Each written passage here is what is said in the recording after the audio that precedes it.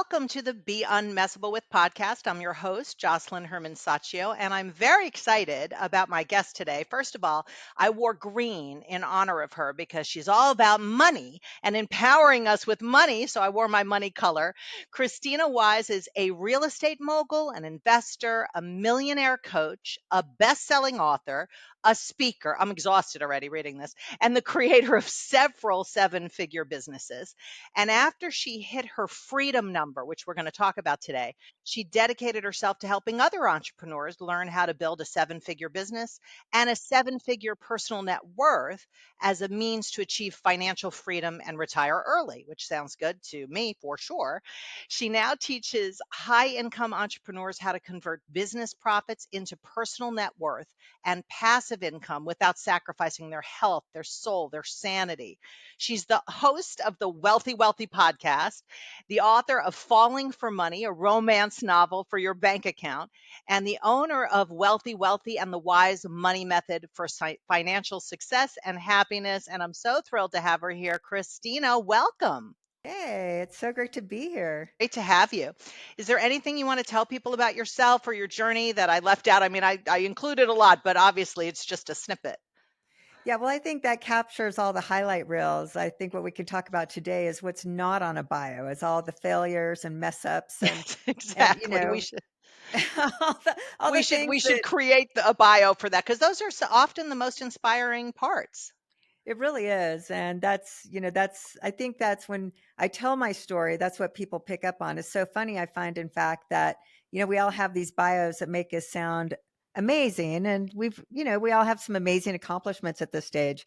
But that's not what I find is the juice. It's where we fell down, how we picked ourselves back up, what we learned along the process, like why we were able to land on top maybe when others weren't. But it's all in the messiness. It's not in this highlight reel that always makes, the top of social media.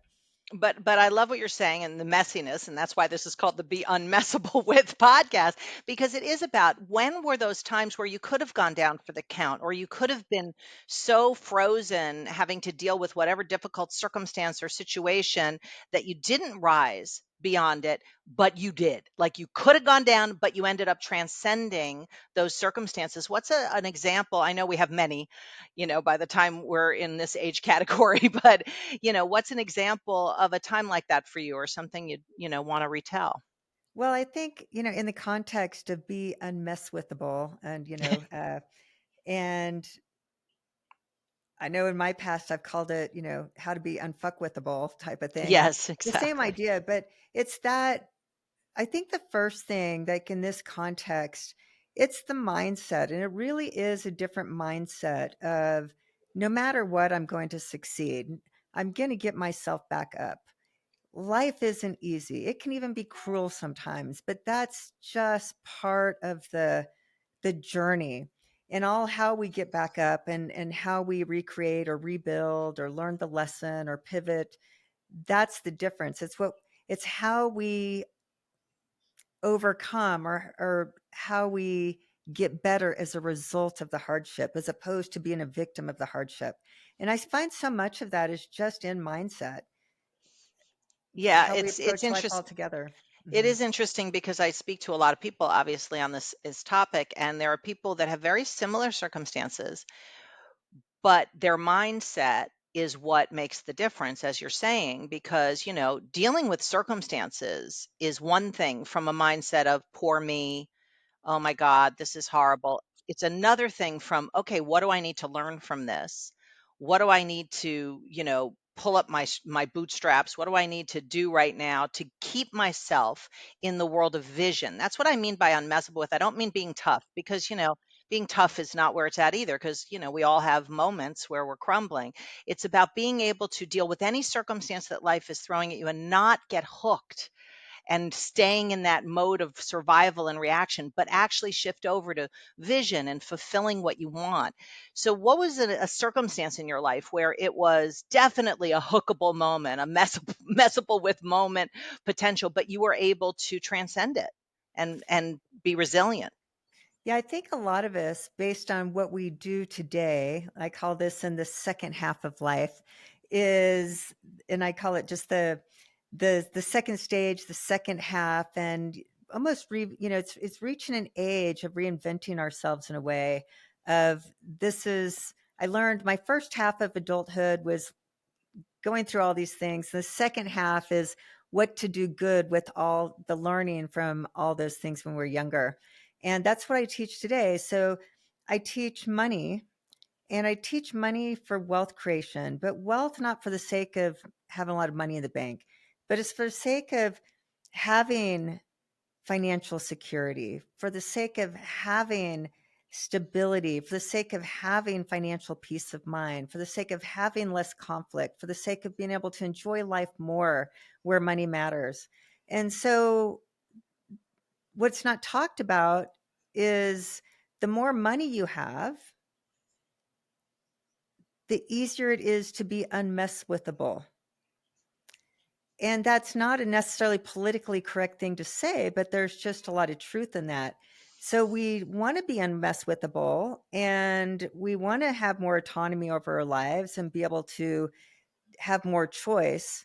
But when we're in financial situations of barely scraping by or being month to month and being stressed about money, where money is just a regular conflict and an insecurity, it makes us very vulnerable. And vulnerability, that type of vulnerability, is the opposite of being unmesswithable, Yeah. if that makes And have sense. you yeah, it definitely does because, when you're in survival in any mode of your life, whether it's financial or even physical survival, it's very easy to be messable with. It is for sure because that's kind of like the go-to is to be reacting to what's happening. But have you, given how much success you've had and how much you coach people in, massive wealth, have you ever had a time in your life where that wasn't the case, where you were dealing with that kind of scarcity or survival and you ended up obviously transcending it? But was there ever a time where you had to deal with circumstances like that? Oh God, was there ever a time? Like how many times? So that's just it. So the reason why I teach money to make it where we can be more unmesswithable, and in your case, is because of finding myself in financial situations where I was dependent, I was vulnerable, I was a victim maybe in certain circumstances that I created for myself. But one of those, Right. for example, was when my first marriage, is that I was really great at making money. So I loved making money. I've always thought making money was easy. Making money was never an issue for me. I've been making money since I was a kid, and I just love it. I love creating and making money. But early on, even though I loved making money, I was really great at it, I was still terrified of it because I grew up without any. So I just thought the answer to all my money problems was to make a bunch of it, and that would be enough. And what I did was I abdicated and I just gave all the money to the man in my life because I didn't think I was smart enough to manage it. I didn't think I needed to manage it. I was terrified. Like all the stories that I had, I'm not good with math. I'm not good with money. I just want to be the creator. I just want to go out and make it. I don't want to have to worry about it. But because my belief was, as long as I make a lot of it, I will be okay, I gave the power of the management of the money to somebody else.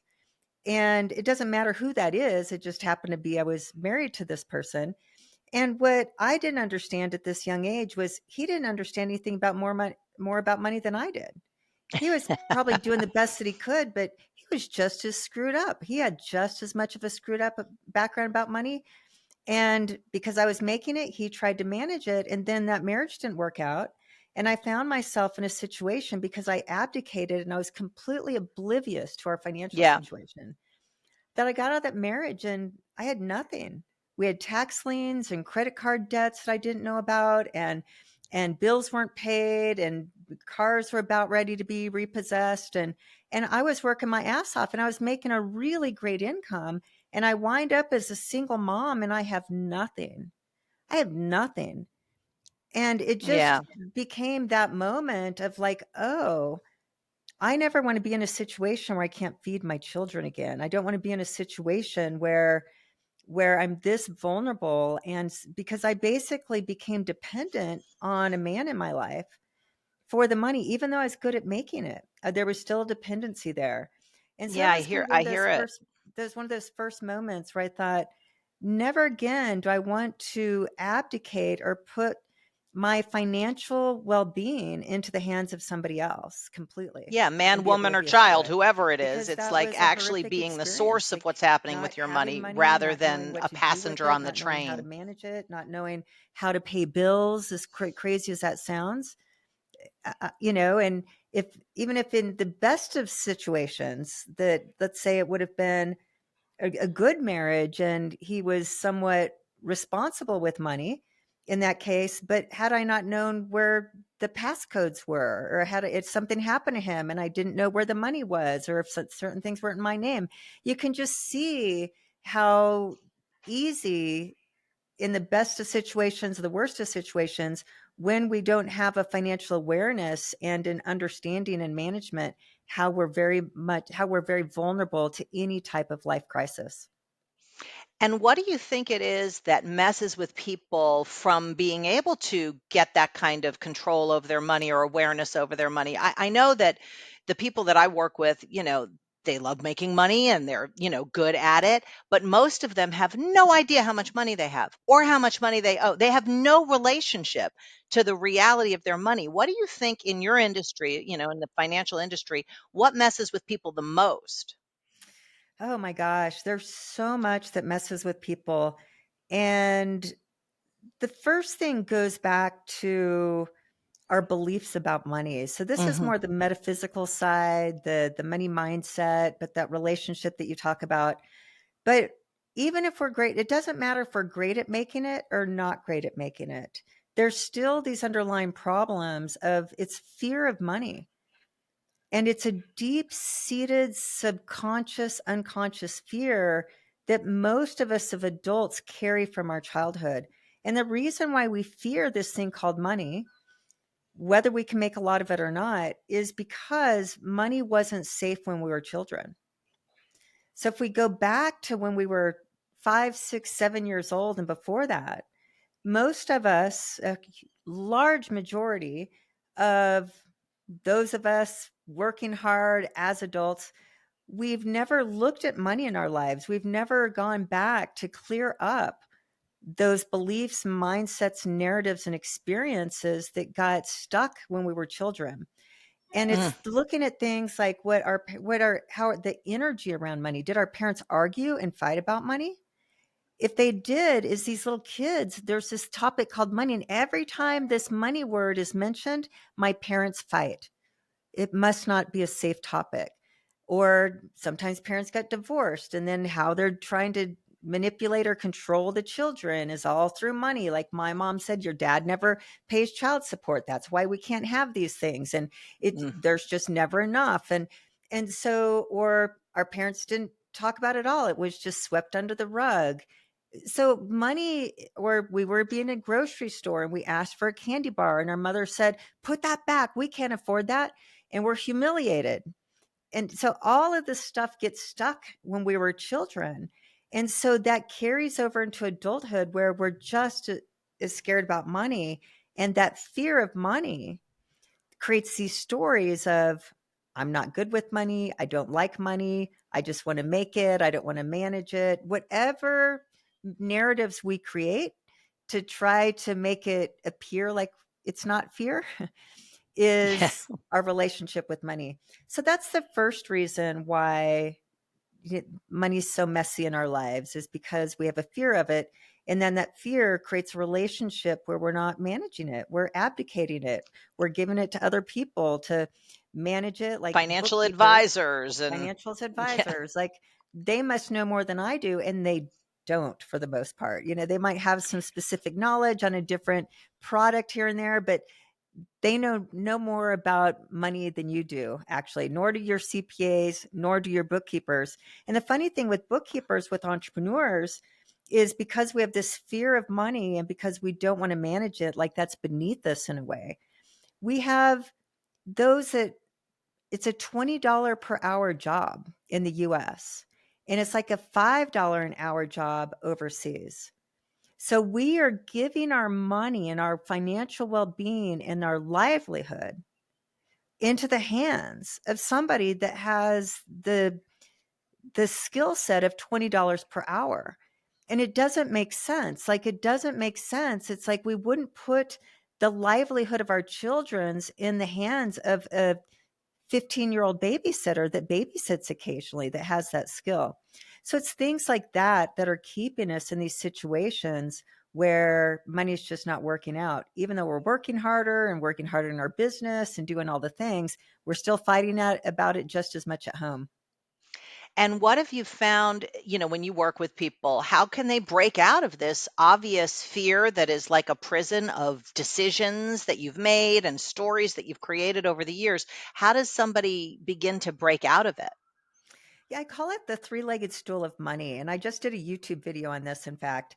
Right behind me, I have my YouTube. If you can see it, that was my stool that I drew for YouTube.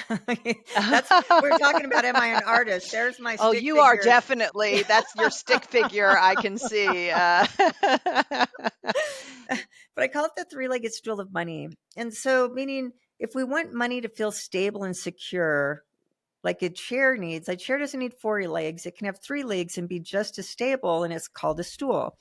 So if we want that same type of financial stability, we have to understand these, what I call the three legs of money. And one is the mindset, like we talked about. And the mindset is just that money, our mindset are our beliefs about money. And so when you ask what's one of the first things we can do, is in my money school, I have a 12-week school where I teach us how to reestablish our relationship with money. But one of the first exercises is the money mindset exercise. And it's to go back to write down what were the things that I heard from my parents over and over and over again. And to just write those down. And what did they say? We know the examples. Money doesn't grow on trees. You can't afford that. Only rich people. Like, everybody has their version of those that are talked about most often. But it's really important to write those down. And now, if we're parents, what's really interesting is write down what we say to our children most often about money. And Well, what's it's very really funny. When my daughter was 4, she's 27 or 28 now. She wanted like the newest for real pet or something, and she goes, "Mom, I want the new for real pet." And I said, "Well, Sophie, money doesn't grow on trees, right?" Wherever I got that from. She goes, "Well, in fact, it does, Mom. It's made of paper." that's And I awesome. just said, "Well, I guess I'm not sticking her with those stories." See, that's perfect. Yeah. Right? But it's funny, right? You probably got it from your parents in here. We're repeating it. And, I noticed that the thing that my mom said all the time, we can't afford it. We can't afford it. We can't afford it. And I did an exercise like this when I first started doing this work this self. And then I caught myself like, oh my God, I'm telling my kids all the time we can't afford it. Whether we could or not didn't matter. It was just the automatic thing that would come out of Automatic, my yeah. mouth. And it might have been a way like, hey, we're not going to spend the money on that right now, but it came out as we can't afford it. And so what the point of that is to understand that we're just repeating the same things over and over. And that means that pattern is going to perpetuate until it gets broken. So that's one of the first things, is to write those things down and just clear them. And just Yeah. all we have to do is just say, that doesn't work for me anymore, and replace it with a different belief, and then start practicing that belief. So it's not quite as easy as it sounds, but it's not that difficult either. But that's the first thing to do. But it's really to surface this awareness of, what are those subconscious beliefs that I'm still carrying out? Because if we believe that money doesn't grow on trees, that's a mindset of scarcity. Like, we're not going to attract more money. Just money is not going to work with that type of mindset. So that's the first leg of the stool.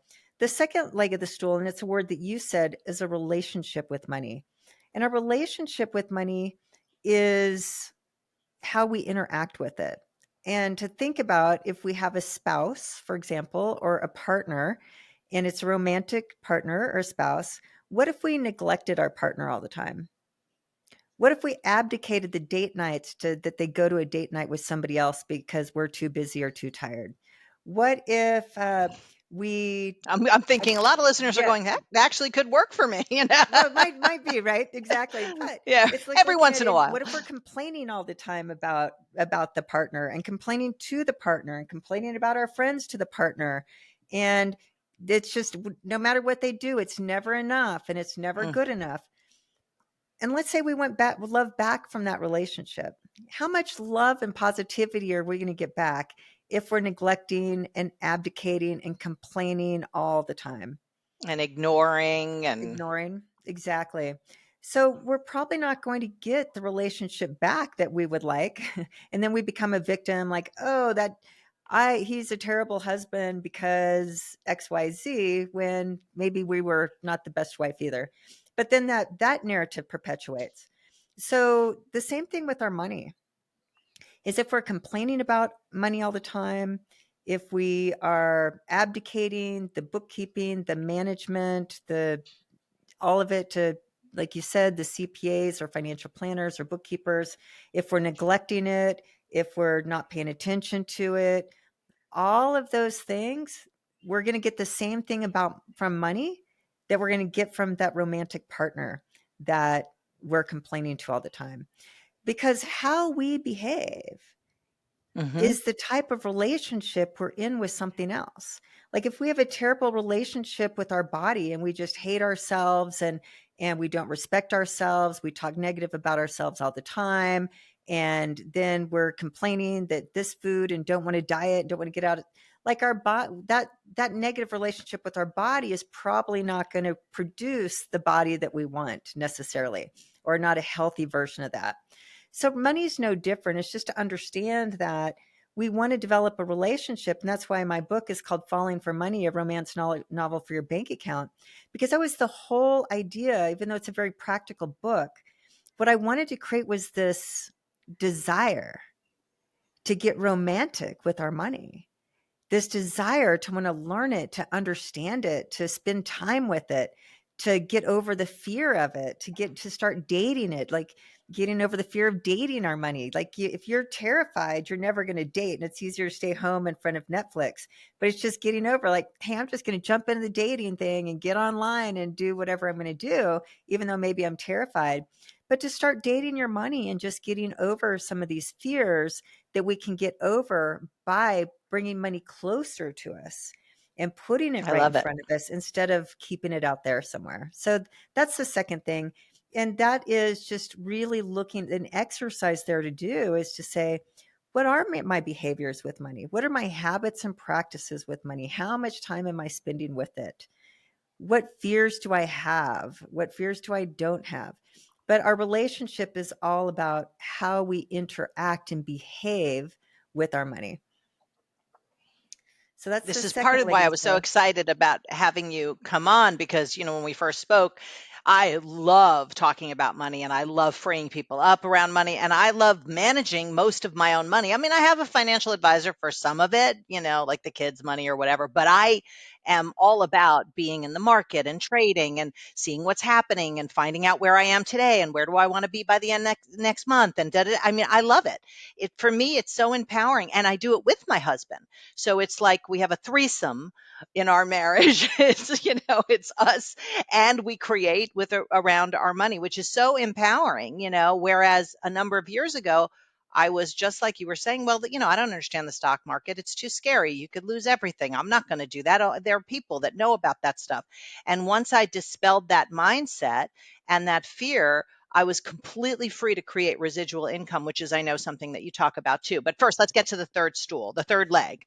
Yeah, that's awesome. Well, I just love hearing that for a number of reasons, Josselyne, is that one, that's just an example that you had this mindset of maybe I'm not smart enough, or that sounds complicated, or what, just like you said with stock market, but you change that mindset to be like, who told me that that's truth? Maybe that's not true. What if it's not? Maybe I could be great at buying stocks in the stock market and creating residual. So you started there. So you moved from one mindset to another. And that change of mindset then got you into stocks. And now you're managing it. And now you're loving it. And now you and your husband are on the same page. And I have a whole course. It's called Marriage and Money, 1 + 1 = 1,000,000. Because when you're on the same page with your spouse with money, when it's a partnership as opposed to a conflict, money can grow so much faster, and you can build your enterprise, you can build your Totally. Your dynasty and all the empire, things, your yes. empire. Your Exactly. legacy, uh-huh. All of those pieces, 100%. Then you get your family on board and start teaching them. And that's how you start changing the generation from more of generational broke to generational wealth. And that's really where we want to go. And the final thing I love about that is that part of what I want to teach is I guess, a mindset, but it's what I call feminine financial power, is that we as women gain confidence around this thing called money, because money in the hands of women does better things in general. Yet we're not taking ownership of the money in a way, ownership like the confidence, like getting into the stock market, like wanting or real estate or investing it and managing and taking that power and owning that. And again, to be unmesswithable, if so many women that I talk to, if they felt empowered with their own money and knew that Yes. they had enough and knew their numbers and knew how to manage it and knew how to trade it and knew how to grow it and knew how to make it, how much as women would we be unmesswithable? And that is in our I'll tell control. you, I meet so many women, just slightly older than me in their 60s. I mean, I'm, 56, whatever, but, they're divorced, many of them, and they have money. They have plenty of money, whatever the divorce ended up in a way that they are fine, but they don't deal with it. And they literally have said to me, multiple people, like incredibly smart women, right? Powerful, successful women.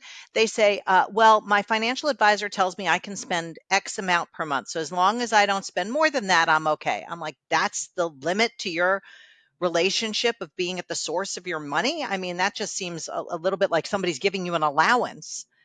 And as long as you don't overspend your allowance, then you're safe. It's such a world of constraint and limits, and not being free to just create with money, but actually just manage some sort of amount, which is not money is not an amount. I mean, you're not ever limited to, if I want to make money, I know how to make money. I'm like, okay, I'll go into this is how I can make money this week in whatever trades or whatever.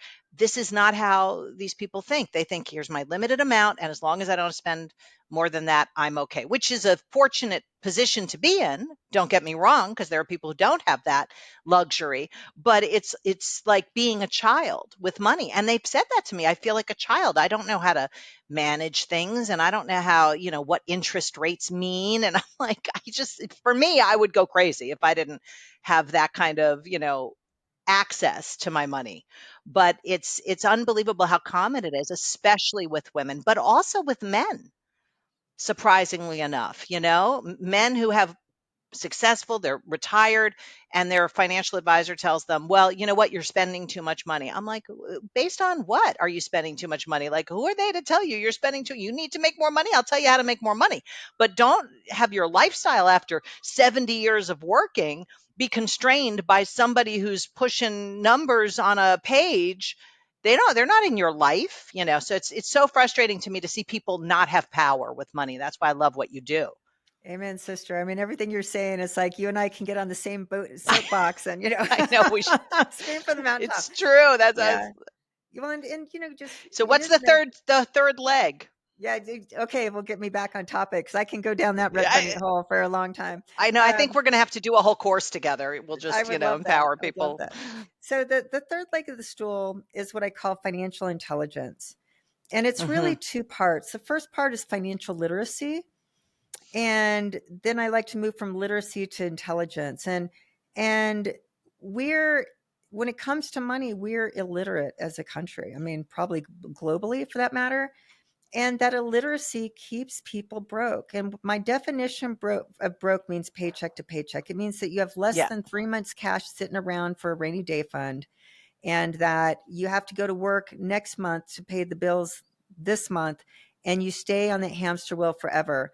And it doesn't matter if your lifestyle costs $100,000 a year, you have to go do the $100,000 a year job and keep making the paycheck to pay the bills.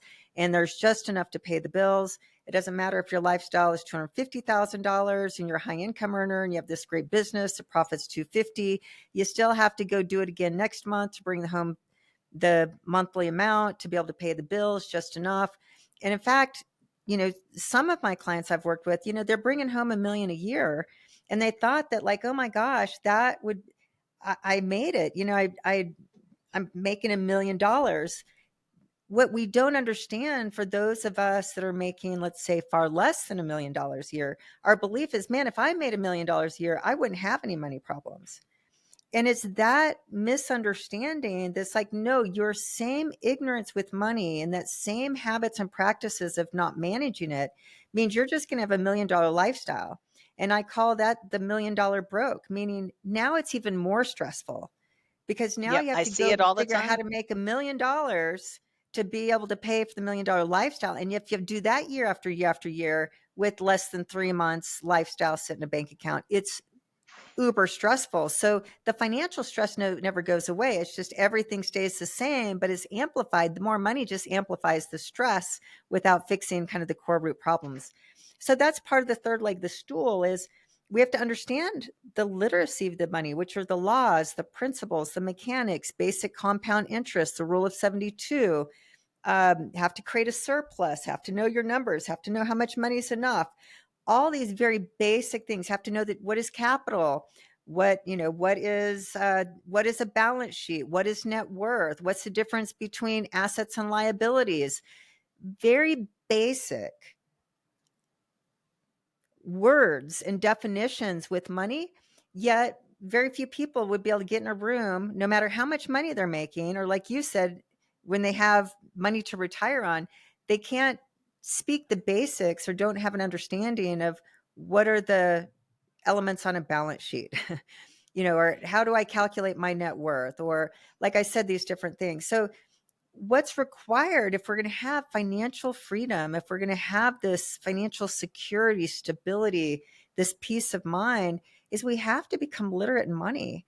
And then we have to acquire this basic financial intelligence that allows us to manage our money like you do, that allows us to invest the basics of investing like you're doing, the basics. And all we have to know are the basics. The basics, it's fourth grade math It's is fourth all grade I math. use.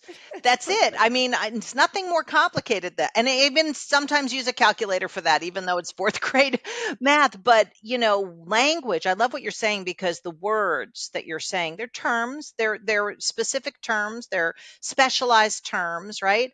But when you learn a vocabulary in any arena, whether it's in medicine or nutrition or money, when you learn a vocabulary, you get access to a world. Language creates an access to a new reality.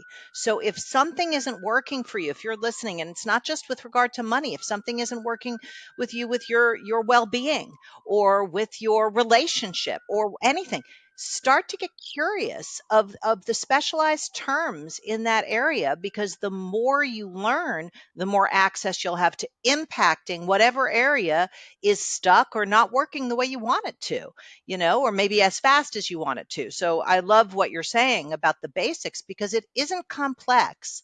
And the stock market isn't complex. And they just want to make you think it's complex so you don't do it. Your financial advisor doesn't want you doing covered calls. They don't want you doing bear call spreads. They don't want you making passive residual income on your money, because then they'd be out of a job, and they're not doing that anyway. I mean, the hedge funds are doing it, but why wouldn't you get in on that if you knew about it and if it was simple?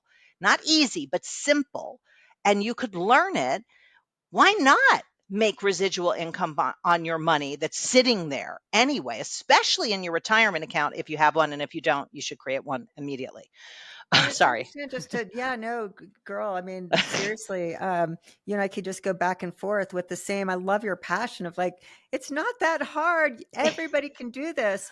And you can't get rich without residual income.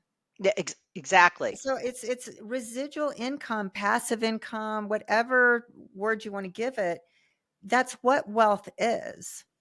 And so again, this goes back to the illiteracy piece, that when we think that money is just about our income, our working income, of how much money we're making, and the rest we just leave in the hands of somebody else, or we're just hoping that it'll all work out, that's the vulnerability. That's what keeps us Yeah. broke. That's what gets us to a certain age when we're terrified. And that's a lot of the people that I work with, is to get them, give them the rule book and the roadmap for getting to the place. But it's just understanding that wealth is residual income. And without it, you might, do okay and survive and be all right. But, my money coach says, a job is just over broke. That's what job stands for. So, and he always tries to trick everybody in the room. He says, "Who wants more income?" And everybody raises their hand. He goes, "No, you don't want more income. You want more residual income." And that is really the game, that once you get into it, there's all sorts of ways to create residual income, not just in the stock market if you don't have a stomach for that or whatever. There are so many ways to create residual income if you start thinking beyond the job world. It's just most people don't get that kind of education. I know if I had learned what I've learned in the last few years, 20 or 30 years ago, it would be a different ballgame right now, and not like I'm complaining about how it is now, but it's just amazing that our young people are not educated in this way. It's important for us to educate the next generation, as you say, into a new mindset about money, which will create new actions and new results. There's no reason people have to be worried about money. And it's not about how much money you have. Worry is a state of mind. That's the mindset shift. I coach somebody who has a lot, like more money than you and I put together, I'm sure, and still worries about money. It's, trying to break worry out of somebody is very different than having them make money. Making money is easy compared to breaking worry. You know? Yeah, so But well said. when you talk about, your freedom number, I love that what you say in your bio about that. How do people know what that number is? I know my husband and I keep moving the target line, right? But it's like, what is that number that's enough?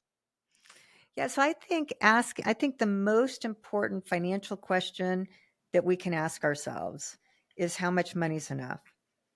Yet so few people have even thought about asking that question. So that's the number one thing, is just to come across something like this, to know that the place to start with money is to ask myself, how much money is enough? And that question is as equally philosophical as it is practical. Mm, And you think like, oh, it seems like a pretty easy question, but it's not an easy question to answer, because once you try to start answering it, you realize that leads to another question, another question, another question. So just if anybody is listening, I have a workbook that is what I call the millionaire formula, that helps you derive your own financial freedom number, that I call the freedom number. And, I gave you a link to put in the show notes if anybody wants it. But definitely we'll put it in there. the freedom number means how much is enough income to be able to, or how, not income, how much is enough money to be able to live the rest of my life worry free. Hmm. So we can't take the worry out, but we can get we can get to a logical place of what that number Where would you be. shouldn't be worried, but Where you if shouldn't your be worried. propensity is to worry, you're going to worry. So, Yeah, where you shouldn't be. And that's just it. It's like, where I like to say, it's financial peace of mind. yes, And like a lot of times where I start with, especially in my live events, I'll say, for those of us that aren't on the financial freedom track yet, how would it feel if right now your mortgage was paid for, your cars were paid for, your grocery bill was paid for, your insurance was paid for, your gas was paid for, basic clothing was paid for? What if all of kind of your most basic expenses, what if they were covered? How would you feel? And just pausing for a moment, and people are like, oh my God, that would feel amazing. You mean if my mortgage was paid for, and the cars were paid for, and the groceries were paid for? And so that's the first exercise in this part of the work, is feel that, because very few Mm, people have stopped to feel like that would feel so liberating. I get the words like, that would feel liberating. Oh my God, I just felt like 100 pounds of stress roll off my shoulders. Oh my God, I feel like I could breathe again. Like all these physical yes. metaphors for, right, of feeling. And so that's what wealth is, and that's what your freedom number is. It's to be able to determine how much money and asset value will throw off enough residual income.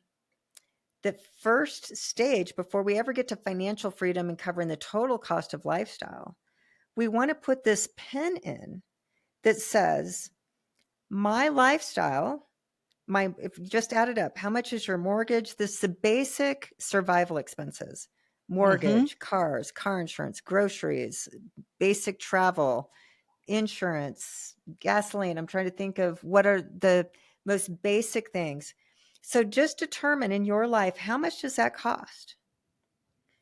And if it costs $5,000 a month, let's say $60,000 a year, if you're making that number, let's just say it's $100,000 a year, your lifestyle to cover the basics. This isn't including the Disney trips and the trips to Vacations and Europe's and all the extra, what I call the more luxury spending. Let's just say it costs $100,000 a year for your most basic survival, take care of the family, save maybe a little bit fixed for college in there, expenses. fixed expenses. So then you can do this, how much is enough, and determine that, okay, if in 10 years I want to be able to be in this peace of mind place where I can breathe again, and all those feelings that we just determined how great that would feel. And I want to feel that in 10 years. We can do something that's called, I used to call it a reverse engineering calculator, but now you just put it in Chat GPT and you say, hey, Chat, if I want to retire in 10 years and I want to be able to have $100,000 of residual income from my investments, how much would I need to invest on an annual basis, assuming I could maybe get a 10% interest rate, to be able to have this financial freedom number in 10 years? And you wait like, I don't know, 10 seconds. And it's crazy. And ChatGPT will say, hey, you need to invest $4,000 a month for the next 10 years if you can get a 10% interest rate to have your survival expenses covered at $100,000 a year. So just doing that, what we determined, which is what I called our good enough number, is this first pen of, we're going to do our North Star, that we're going to manage all of our money, all of our spending and everything that gives us the resources. And I made up a number to be able to invest $4,000 a month into XYZ asset. And as long as we stay on track and we're able to average out that 10%, we're going to be peace of mind in 10 years. And that's the first place to start. We don't have to go crazy with all the extra things, because we've already established that just having those base expenses, fixed expenses covered, we're going to feel like a different human. And it's so simple. And it's kind of the first thing that we need to Mm, do if we want to get control of our money, yet we don't even know that's the first thing we need to do. So we just keep working harder, trying to make more money, do all this stuff that everybody else is wanting to do, not getting ahead. And like you said, once you get there, or you're really on track and now you're great at making more money and doing the target shifts, it goes out more, but that's okay. That we can just set target after we hit that first place, because I already know what hitting that first place is going to do for you. It's going to change your life. Yet very yeah. few people ever reach that place that their life is changed to the moment of, my basics are covered. Well, I am committed that, more and more people have that sense of peace of mind and freedom with regard to money, which is why I'm so happy that you are in the world doing what you're doing, because it's so important. And it's not just for women, and it's just for all people to have a sense of agency over their money, so they're not adrift or a leaf in the wind when it comes to finances. It's not necessary. And the information is out there, and all you have to do is get curious and find people like Krisstina, and find out how to work with you. So how do people work with you? What do they do? Well, like you said, the first thing, the first exercise for me listening, do that exercise in that workbook. Just that exercise is going to cause you to think radically different about your money. It's just going to be so eye-opening and revealing, and it takes 15 minutes. And all you need is an iPhone calculator or Chat GPT. I mean, that's how complicated it is. Perfect. So And we'll start have there. that in the show notes and we'll give that to people. And that's Kristina's gift to everybody. Yeah, that would be great. And I'd love feedback too. For educational stuff, I'm starting a YouTube channel, and that's at Krisstina Wise. So you can put that in the show notes if anybody wants to follow. And I'm teaching these concepts. Just like you, I just want to be able to shout from the mountaintop. Like, it's so easy. All you have to do is these few things, and just do these things, and you're going to radically change your life. Because when we change our finances, we change our life. I mean, it's just so simple. So that's my YouTube channel. But otherwise, I have what I call the money school, and my last name's Wise, so I call it the Wise Money School. And it's a 12-week class where we go through, and I take everybody through a step-by-step, week-by-week learning financial literacy, financial intelligence, financial management system, so that, and all organized around how much money is enough, so that we have a full methodology and accountability for doing this work. And after 12 weeks, you just don't have money problems anymore, because you've learned everything and applied this into a practice that follows the money rules and laws, that's just going to get you on track and take care of the money problems. Because it's like, the metaphor I like to give is that if we get to the gym every day and if we lift heavy weights, and we're in there lifting heavy weights, and we're eating good protein, and we're getting enough water and electrolytes and the basic core nutrients, and doing that, we don't have to worry about our muscles growing. Mm. Our muscles are automatically going to grow because it's natural law. It's the way it is. You lift heavy weights, you eat good protein, you eat a good healthy diet, drink good water. Our body is going to start to transform. We don't have to be looking at the mirror every single day, worrying how these things are going to change. You just follow the fundamentals. You lift heavy weights, you eat protein. Money's the same way. Like, when you understand that it's nature's law of money, when you start putting these things in place, and money, like lift heavy weights and eat protein of money, the money just starts building its own muscle for you. You don't have to worry about it anymore, because it's following nature's laws of money. But we don't even know there are nature's laws of money. So we're Yes. worried about something that's so easy to fix just by changing our mindset and our practices. So anyway, easy peasy. If anybody is interested in taking it that next level, then I offer that as well. I love it. I love it. I'm so happy that you joined me. I feel like we could do a whole series of these episodes. So I look forward. Actually, I'm going to be on your podcast next. So we'll continue the conversation there. And, thank you to all of our listeners. And we will see you on the next episode of Be Unmessable with the podcast. Thank you so much for tuning into this episode of Be Unmessable with the podcast. I always love that you spend a little time with us listening or watching this podcast, and I want to make sure that you get value every time you do. So I want to offer you a free 1 hour workshop on money. Does money mess with you? If you're a human being, then it likely does. At least every human being I've ever met, it messes with them to some degree. So it's not so much how much money you have, but your relationship to money. And we have a free 1 hour workshop that was co-led by myself, my good friend, media icon, Robin Quivers, and our wealth coach, Tyrone Jackson. So click below and you can have instant access to Unmessable with Money. Unleash your inner millionaire.